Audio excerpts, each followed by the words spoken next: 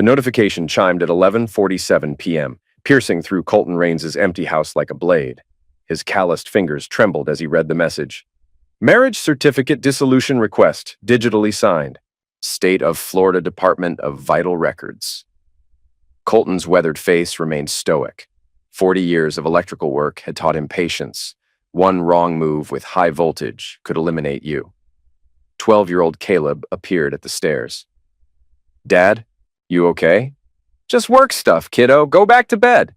But Caleb descended anyway, settling beside his father. Mom's been gone 2 days. She packed weird stuff for a girls' weekend. What kind of weird stuff? A white dress, those fancy shoes. I heard her tell Stacy not to post anything yet. Colton's phone buzzed. A text from Maddie. Didn't mean to hurt you. I'm marrying Troy. You're not enough. Goodbye. Attached. Maddie in white beside Troy Blackwell, her boss. Miami skyline glittered behind them. Dad? Caleb's voice was small. I need to call Aunt Marie. Can you grab Mom's old iPad? Marie answered immediately. Colton? Marie, Maddie dissolved our marriage in Florida while I was in Wyoming. She did what? You can't dissolve a marriage unilaterally. Someone committed fraud. Caleb returned with the iPad. It's connected to Mom's cloud. For 37 years, Colton had never violated Maddie's privacy. That trust had been rewarded with forgery and betrayal. He opened the photo library. Images loaded chronologically, each one a fresh wound. Maddie and Troy at dinner 3 weeks ago. Wedding dress shopping. Signing papers at a notary office. Final photo, timestamped today. Wedding cake kiss, massive diamond ring. Is Mom not coming home? Caleb asked. I don't know, buddy, but we're going to be okay, and we're getting the truth. Marie's car pulled up. She swept in with briefcase and coffee thermos. Boys, we've got work to do. For 2 hours, they constructed a timeline. Colton's Wyoming departure Monday. Maddie's sudden weekend announcement. Caleb's overheard calls. The formal where that made no sense. Here's what happened, Marie said. Maddie committed identity fraud. She's in a fraudulent marriage, and she abandoned parental duties without notice. What's our move? Secure assets. Tomorrow you're opening accounts in Caleb's trust. We're moving everything. Savings, checking, college fund. Legal? Completely.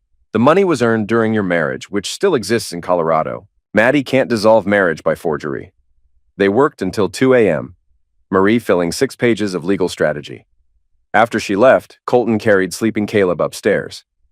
In the master bedroom, Maddie's closet was permanently empty. She'd planned this methodically. Colton pulled out his phone, scrolling to Troy's office number. He didn't call, yet. They thought he'd crumble. They thought a blue-collar electrician couldn't fight a real estate mogul. They were about to learn the difference between creating sparks and controlling the entire grid. Dawn broke gray over Denver. Colton sat with cold coffee, reviewing Rebecca's forensics report. His sister had brought a digital expert, Rebecca Stallion, who specialized in cyber fraud. Interesting, Rebecca murmured over her NASA-grade laptop. Your wife's been busy. Metadata shows 6 weeks of planning, but the notary signature? Digitally manipulated. She turned the screen. See this pixel distortion? Copy and paste forgery. Someone took your signature from another document. Marie leaned forward. Felony fraud. Both states. Better yet, Rebecca continued. The submission came from South Beach Hotel. Payment method, Blackwell Development corporate card. So Troy paid to dissolve my marriage. Exactly. I need more time, but this is enough for criminal charges. Colton's phone buzzed. Unknown number. This is Natalie from Mr. Blackwell's office. I saw the news. We should talk privately. I have information. They met Natalie at downtown coffee shop. She was nervous, 28, polished, but worried. What Mr. Blackwell and your wife did, it's wrong. Not the first time either.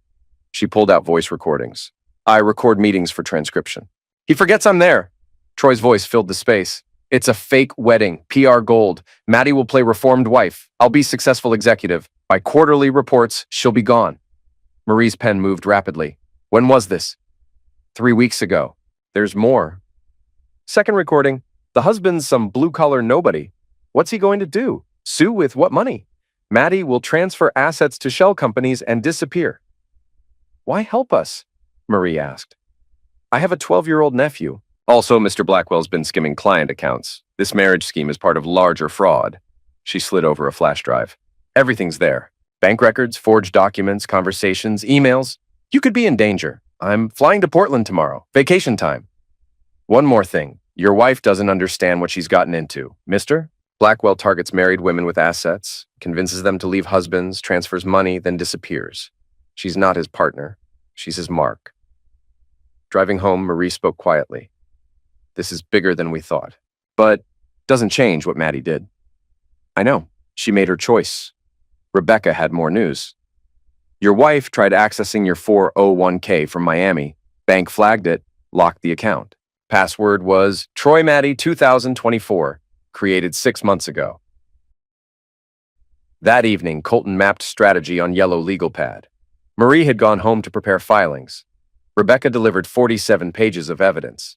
But Colton wasn't thinking about court. He was thinking about Caleb asking, "Did I do something wrong?" No child should ask that question.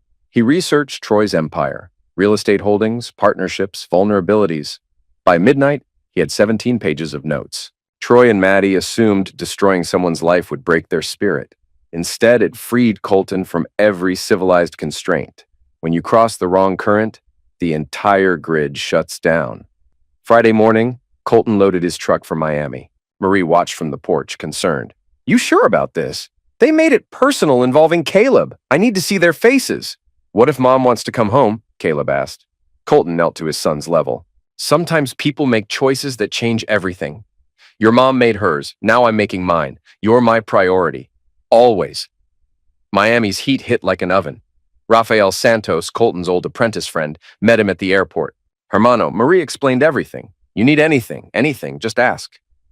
They surveilled Troy's yacht from Rafael's apartment overlooking the marina. Through binoculars, Colton watched Leverage, Troy's vessel where the evening investor party was planned. At 7:30, Maddie appeared on deck in the white dress Caleb had described. She looked happy, animated, playing successful executive's wife. Time to crash the party.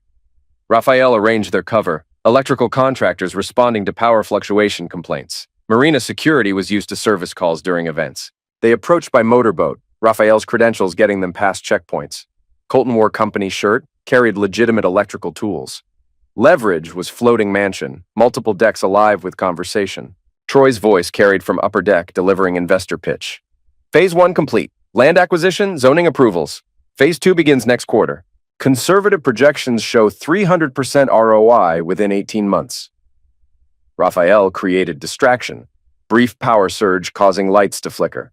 Nothing dangerous but justified their presence. Colton slipped aboard during confusion, moving through lower deck with electrician's confidence. He understood luxury boat wiring, mechanical spaces, how to move unseen. Main deck, Troy holding court, Maddie playing perfect hostess. She'd always been good at reading social situations, adapting personality to fit crowds. Now it made him sick. Troy spotted Colton emerging from galley stairwell. Excuse me, who are you? Private event. Colton Rains. We need to talk. Maddie's wine glass shattered against deck, red liquid and crystal fragments. Face went white, then flushed. What are you doing here? Cleaning up your mess. Colton's eyes stayed on Troy. Though I suspect you're not calling shots. Troy recovered quickly. Gentlemen, ladies, excuse us. Minor family matter.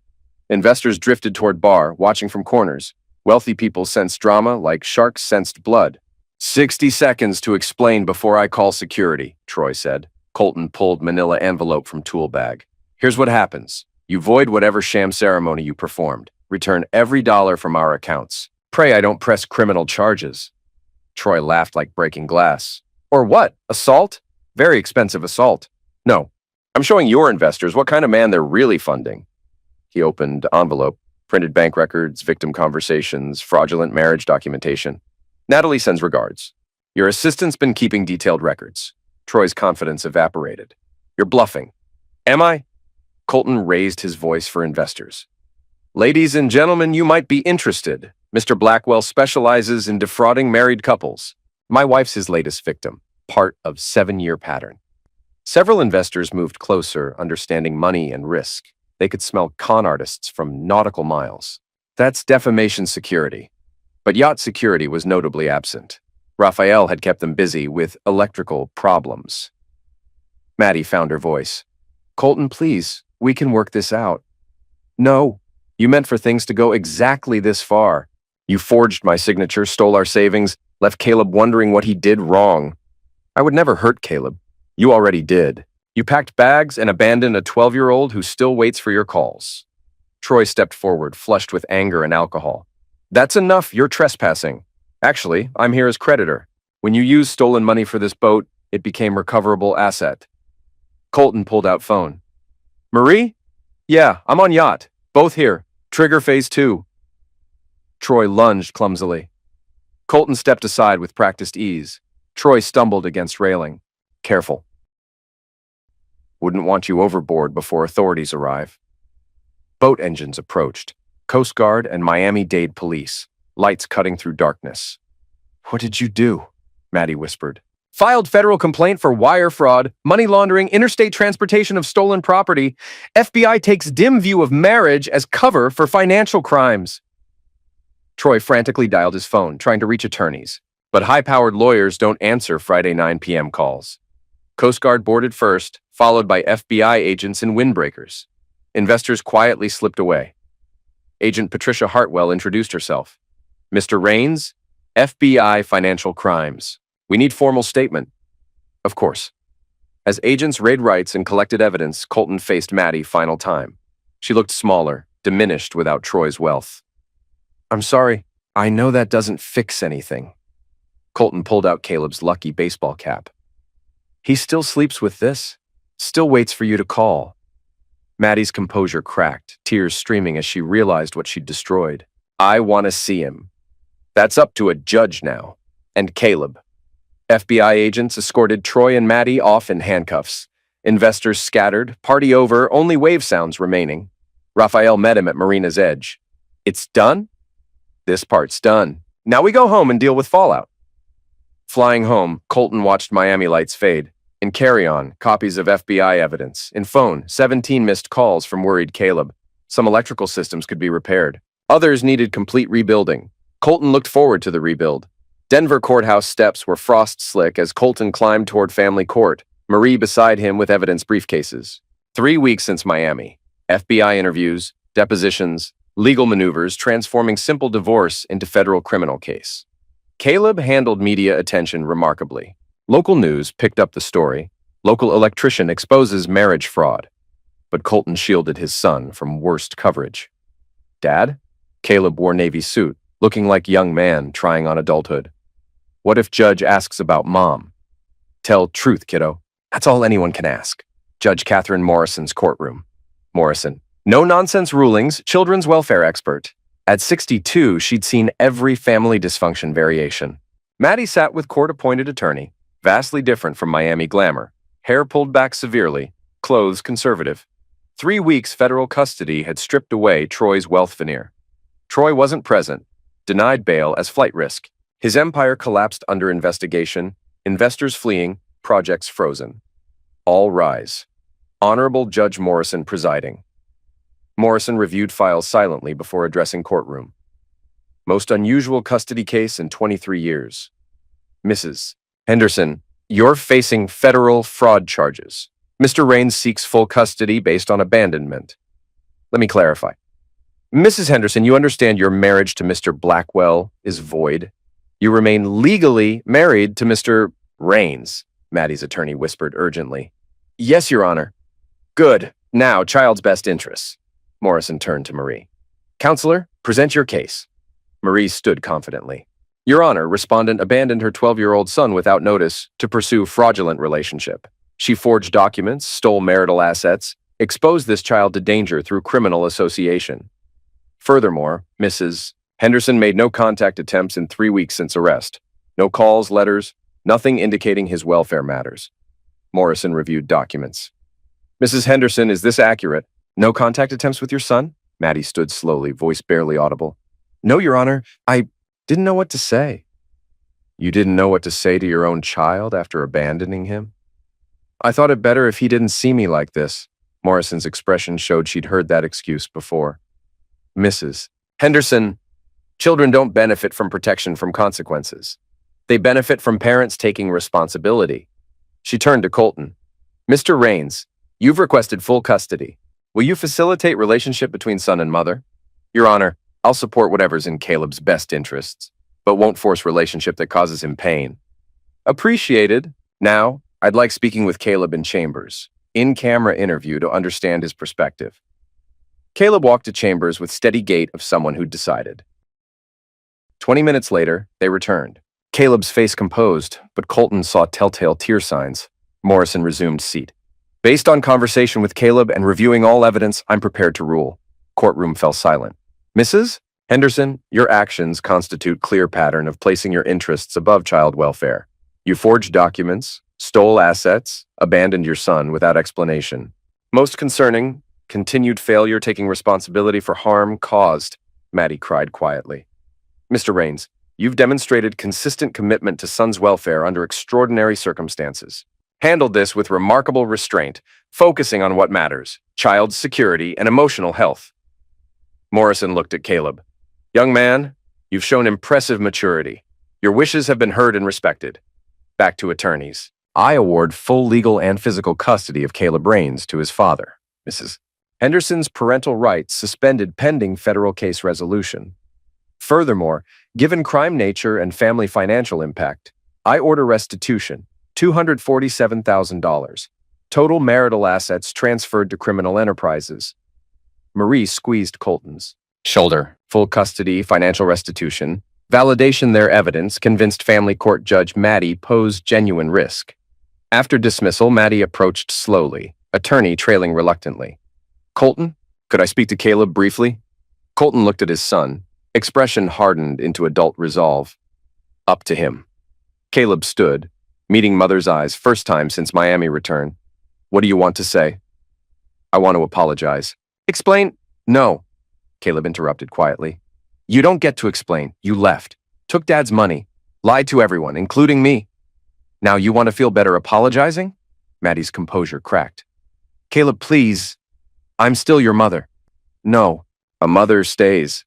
Keeps promises. Doesn't lie about packing suitcases. He paused, voice carrying emotional maturity, making Colton's chest tight with pride and pain. You broke the part of our house that doesn't get fixed with money, Mom. I can't pretend that's okay because you're sad about getting caught. Caleb walked away, leaving Maddie alone with relationship wreckage she'd chosen to destroy. Outside courthouse, Caleb was quiet, walking to truck. Denver's skyline stretched before them, familiar and comforting. You okay, kiddo? Yeah, I feel lighter, like I don't have to worry when the other shoe drops. Colton understood exactly. For months, he'd sensed something wrong but couldn't identify what. Uncertainty had been worse than betrayal. What happens now? Now we figure out normal for just us two, fix the house our way, plan camping trips, get back to being family, different kind than before. What about Mom? Colton considered carefully. Your mom faces consequences of her choices. That might mean prison depending on federal case, but that's not our responsibility anymore. Our responsibility is to each other. That evening, Chinese takeout celebration dinner felt more like wake for old life. House felt quiet in new way. Dad? Caleb looked up from lo mein. Do you think you'll marry again? Question caught Colton off guard. Don't know, buddy. Why? Because you're good dad. Good husband, even when Mom wasn't good wife. Someone should get to be happy with you. Colton's throat tightened. Right now, I'm happy with you. That's enough family. Caleb nodded, satisfied. Good, because I'm not sharing you for a while. We've got catching up to do. Cleaning up dinner, Colton's phone buzzed. Agent Hartwell message. Federal investigation expanded. Troy's scheme involved more victims. Building case for 20 years federal prison. Maddie would face 3 to 5 years as cooperating witness. Marriage fraud carried serious penalties, but cooperation and clean record might reduce sentence. Colton deleted message without responding. Federal case was out of his hands. He was done defining life by other people's crimes. Instead, he focused on present, helping Caleb with homework, planning weekend projects, slowly rebuilding security Maddie's betrayal had shattered.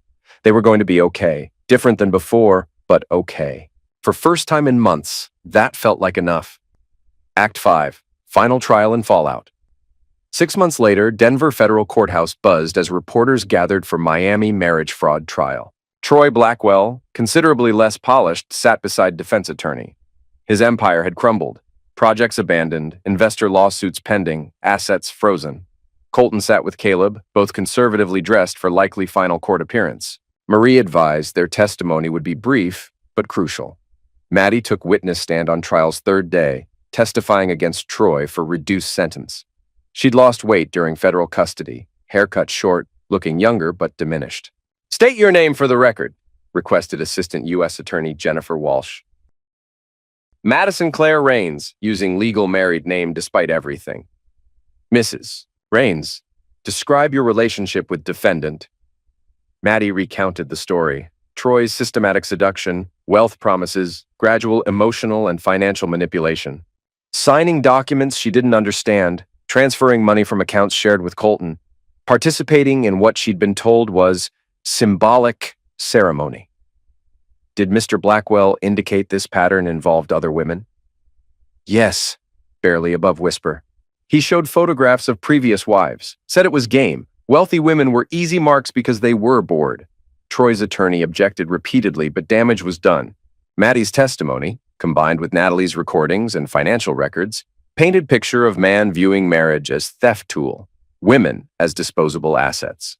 When Colton testified, he spoke with same calm precision throughout ordeal. "Mr. Rains, how has this affected your relationship with your son?" "Brought us closer. Caleb learned he could depend on me when everything fell apart. I learned family isn't about structure you build, it's about foundation you maintain." "Do you harbor resentment toward your wife?" Colton considered carefully. "I resent the choices she made, but I'm grateful her actions revealed truth before more damage to our son." Troy's attorney attempted portraying him as legitimate businessman, entrapped by desperate women.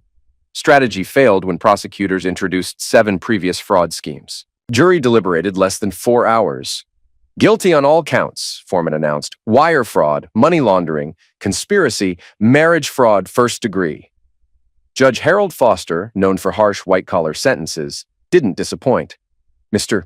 Blackwell, you've shown complete disregard for marriage sanctity, family welfare, and working people's financial security. I sentence you to 22 years federal prison without parole." Troy's face went white as bailiffs approached. His attorney was preparing appeals, but everyone understood Troy's days manipulating vulnerable women were over. Maddie's sentencing came 2 weeks later, much quieter proceeding. Judge Morrison, same family court judge who'd awarded Colton custody, had been assigned based on marriage fraud expertise. "Mrs. Rains, you've cooperated fully with prosecutors and expressed genuine remorse. However, you betrayed not only your husband but your own child. I sentence you to 3 years federal prison, followed by 2 years supervised release. Additionally, you're required to pay full restitution to scheme victims, including your own family." Maddie nodded, accepting without protest. Led away, she looked toward gallery where Colton and Caleb sat. Caleb's expression was neutral. Not angry, not sad, just resolved. Outside courthouse, reporters shouted questions, but Colton ignored them. This story had never been about public vindication. It had been about protecting his son and ensuring justice. "How do you feel, Dad?" Caleb asked, walking to truck. "Tired, but relieved. It's finally over." That evening, pizza and movie celebration, their new Friday tradition. House felt different, lighter, as if Maddie's betrayal had been weight they hadn't realized they carried. "Dad, I've been thinking about Mom." Colton muted television, giving full attention. "I don't hate her. I'm disappointed and angry about what she did to you. But I don't hate her. Does that make me weak?" "No, kiddo. Makes you compassionate. Anger and hatred are heavy things to carry. You don't have to carry them because others think you should." "Will I ever want to see her again?" "Maybe. Maybe not. Either way is okay. If you decide you want to talk to her someday, we'll figure it out together." Caleb nodded, satisfied. At 13, he'd grown 3 inches and developed emotional maturity from surviving family trauma with strong support.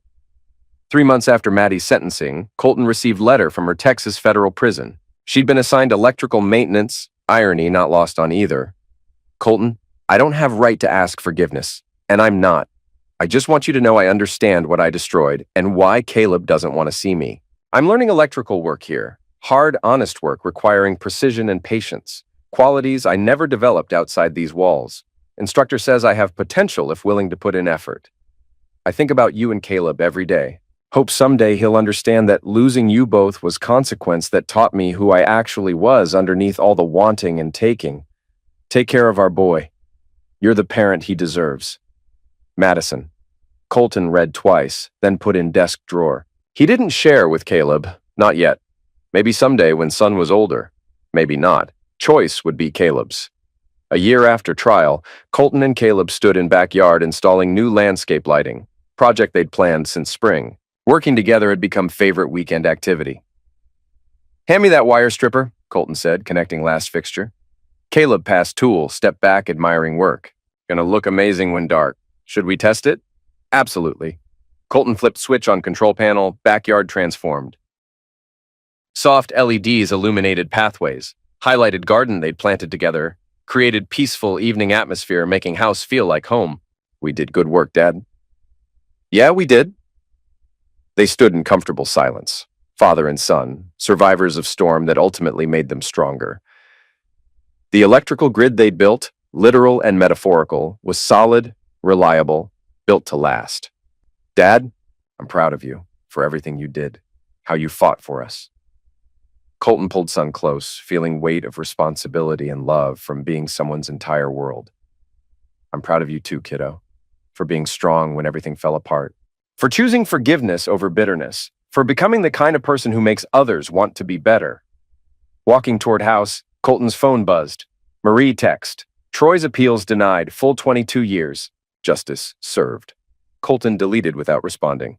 Justice had been served, but more importantly, healing had begun. Their family's electrical grid had been damaged, but they'd rebuilt it stronger. This time, they'd made sure it was built to withstand anything,